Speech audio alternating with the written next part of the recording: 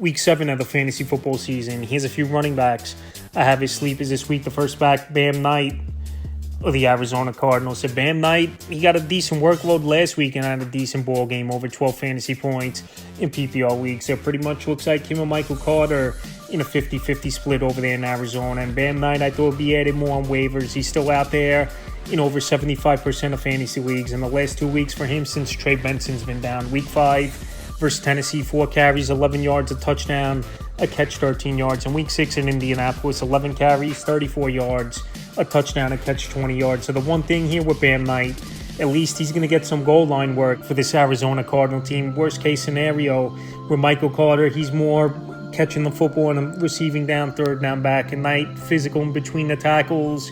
And like you said, short yardage and goal line. So this week, I know it's a tough matchup versus the Green Bay Packers, one of the better defenses in the league. But Bam Knight, like I said, to be out there still in over 75% of fantasy leagues, I still think it's a good sleeper option where you could plug him in and get 10, 12 fantasy points. Next back, Sean Tucker of the Tampa Bay Buccaneers. Once again, they're going to be down Bucky Irving in this Monday night game at the Lions. And Sean Tucker, in the last 2 weeks since Bucky's been out, week 5, he didn't see much of the field. 3 carries, 3 yards, 3 catches, -4 yards. Weird stat line. And then week 6 versus the Niners in the fourth quarter, you got some run with that ball game's out of reach.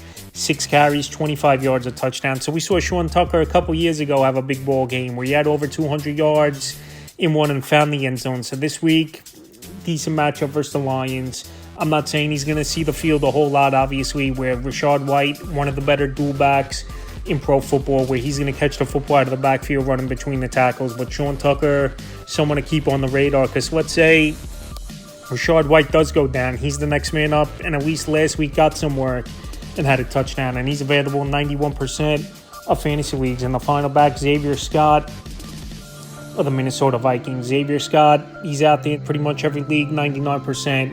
And Scott, we've seen him work in on passing downs and third downs for this Viking team ever since Aaron Jones went out with injury early in the season. So 3 games for him so far this year that he's played in. Week 3 versus Cincinnati, 8 carries, 30 yards, a catch, 20 yards. Week 4, Pittsburgh, 2 carries, a yard, 6 catches, 43 yards, a touchdown.